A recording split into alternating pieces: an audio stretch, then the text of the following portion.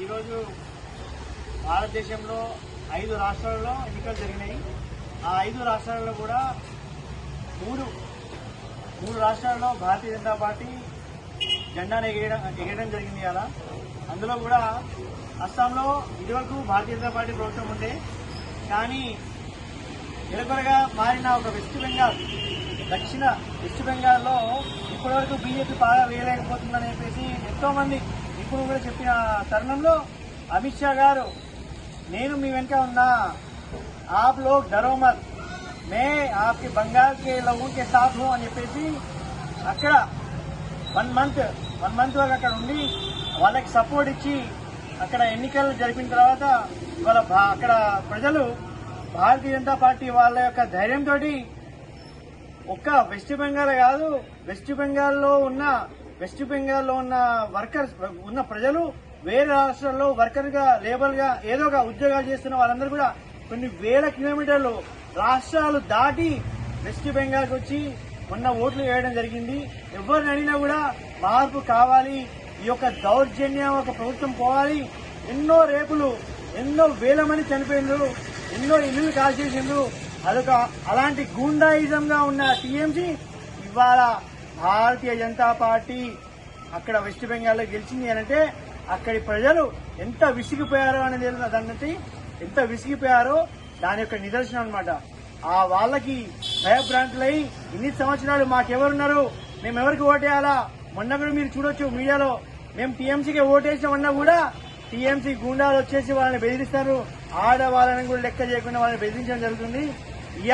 ఇయాల్టి వరకు ఇక టీఎంసీ గతం కదా స్వస్తి పలికిండ్రు. రేపటి నుంచి వచ్చేది భారతీయ జనతా పార్టీ ప్రభుత్వం కాషాయం ఎగిరింది. ఎలాగైతే వెస్ట్ బెంగాల్లో, ఢిల్లీలో కూడా సైతం మన భారతీయ జనతా పార్టీ ఎగిరిందో రానున్న రోజుల్లో కర్ణాటక, తెలంగాణలో కూడా బీజేపీ పాగా వేసిందని చెప్పేసి ఈ రోజు సమయంగా తెలియజేస్తున్నాం. అయిపోయింది. రాబోయే రోజుల్లో కూడా తెలంగాణలో బీజేపీ పాగా వేయడం కోసం కృతనిశ్చయంతో పార్టీ కార్యకర్తలు, పార్టీ పెద్దలు రామచంద్రరావు గారు, అదేవిధంగా కేంద్ర ప్రభుత్వం యొక్క సపోర్ట్ తోటి తెలంగాణలో కూడా బీజేపీ వచ్చే విధంగా ప్రణాళికలు సిద్ధంగా జరుగుతున్నాయి. రేపు 10వ తారీఖు మోదీ గారు తెలంగాణకు వస్తున్నారు. 3వ ప్రధానమంత్రి అయిన తర్వాత మొట్టమొదటిసారి ఒక బహిరంగ సభ జరుగుతుంది. కాబట్టి ఒక్క వెస్ట్ బెంగాల్ కాదు, ఏ విధంగా అయితే అన్ని రాష్ట్రాల్లో, మెజార్టీ రాష్ట్రాల్లో బీజేపీ ఏ విధంగా అయితే పాగా వేసిందో తెలంగాణలో రాబోయే రోజుల్లో డోర్నకల్ నియోజకవర్గంలో కూడా తెలంగాణలో కూడా బీజేపీ ప్రభుత్వం వచ్చే విధంగా మేము వర్క్ చేస్తాం. అదే భారతీయ జనతా పార్టీ సైనికులకు హృదయపూర్వకంగా ధన్యవాదాలు తెలియజేస్తా ఉన్నాము.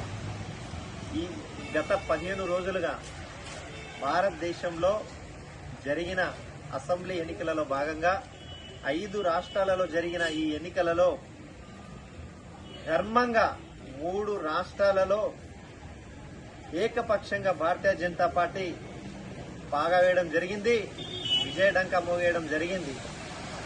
ఇలాగే రానున్న రోజుల్లో దక్షిణాది రాష్ట్రాలైన ముఖ్యంగా తెలంగాణ రాష్ట్రంలో రానున్న ఎన్నికలలో రేపటి నుంచే చాణక్య నీతి ఏదైతే ఉందో, మోటాబాయి ఎవరైతే ఉన్నారో, ఈ దేశ రాజకీయాలను మలుపు తిప్పే శక్తి ఏ పార్టీకి ఉందో ఆ పార్టీ కార్యకర్తలు రేపటి నుంచే ఈ తెలంగాణ రాష్ట్రంలో యుద్ధం మొదలు పెడతా ఉన్నారు. రానున్న రోజుల్లో తెలంగాణలో భారతీయ జనతా పార్టీ 100% ఇక్కడ పాగా వేయడానికి రేపటి నుంచే యుద్ధం మొదలవుతా ఉంది. ఈ నెల 10వ తారీఖున భారత ప్రధాని గౌరవనీయులు నరేంద్ర మోడీ గారి ఆధ్వర్యంలో హైదరాబాద్ లో జరుగుతున్న భారీ బహిరంగ సభ రాష్ట్రంలో భారతీయ జనతా పార్టీ విజయడంకా మోగేయడానికి పునాది మొదలు. ఈరోజు భారతీయ జనతా పార్టీ 5 రాష్ట్రాలలో ఎన్నికలు జరిగిన సందర్భంలో 3 రాష్ట్రాల్లో విజయ ఢంకా మోగించి నరేంద్ర మోడీ గారిని ప్రధానమంత్రిగా ఉన్న గౌరవించని నాయకులు స్టాలిన్ గాని, మమతా బెనర్జీ గాని, కేసీఆర్ గాని, ఇట్లాంటి కేజ్రీవాల్ గాని వీళ్ళందరికీ ముచ్చమటలు చూపెట్టిన జనాలు రాబోయే కాలంలో తెలంగాణలో కూడా అరాచక పాలన నడిపిస్తున్న రేవంత్ రెడ్డిని కూడా గద్దె దించే ప్రయత్నం చేస్తారని చెప్పేసి తెలుసు. రావు గారి నాయకత్వంలో తెలంగాణలో కూడా భారతీయ జనతా పార్టీ సైనికులు కసితో పనిచేస్తారని చెప్పేసి సభాముఖంగా తెలియజేసుకుంటున్నాం. భారత్ మాతాకి జై.